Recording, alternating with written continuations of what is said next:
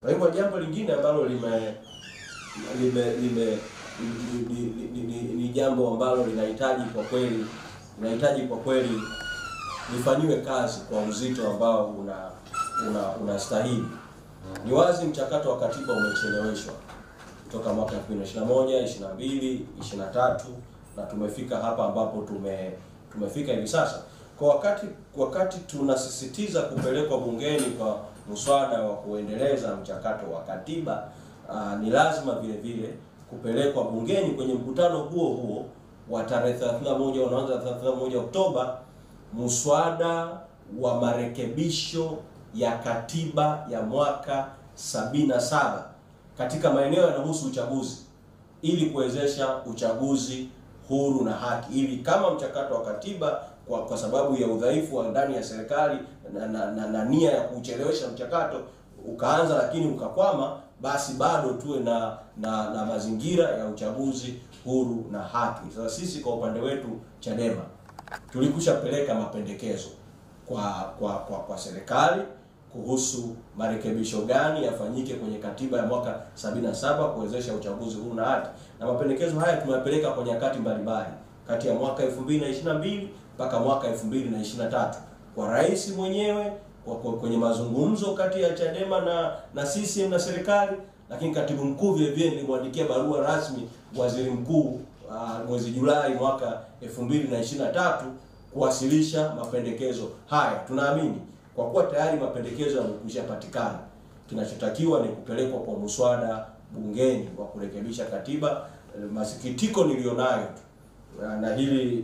hili niliseme wazi mbele ya vyombo vya habari, taarifa nilizonazo mimi ni kwamba kwa mujibu wa taarifa ya serikali inayohusiana na utekelezaji wa mapendekezo ya hiki kikosi kazi alichokiunda rais kwenye eneo hilo la marekebisho ya kiuchaguzi, katika utekelezaji serikali inachopanga kufanya ni kupeleka bungeni wanachokiita mswada wa sheria wa tume ya uchaguzi na mswada wa sheria ya uchaguzi bila kugusa katiba, iwe kwa katiba mpya au marekebisho ya katiba. Huu uamuzi sio uamuzi sahihi. Ni uamuzi ambao hautawezesha kuwa na uchaguzi huru na haki, kwa sababu matatizo yetu ya kiuchaguzi yanaanzia kwenye katiba. Sio tu kwenye swala la kwamba tume ya uchaguzi haiko huru, bali kuna matatizo mengi ya katiba. Kuna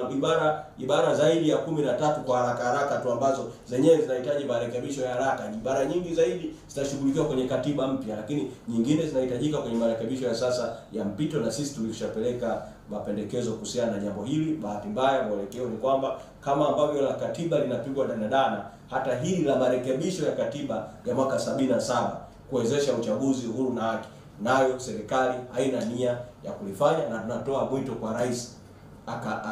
akaliongoza katika mwelekeo sahihi taifa kuhusiana na jambo hili. Na kuna jambo la tatu linaloambatana na hilo, nalo ni kuhusu uchaguzi wa serikali za mitaa, vijiji na vitongoji.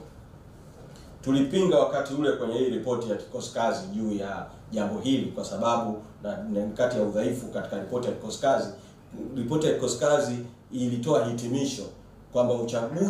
kuhusu uchaguzi wa serikali za vijiji, vitongoji na mitaa kusimamiwa na tume ya uchaguzi, kikosi kazi baada ya kuchambua maoni yote kikahitimisha kwamba jambo hili serikali bado ilifanyie utafiti,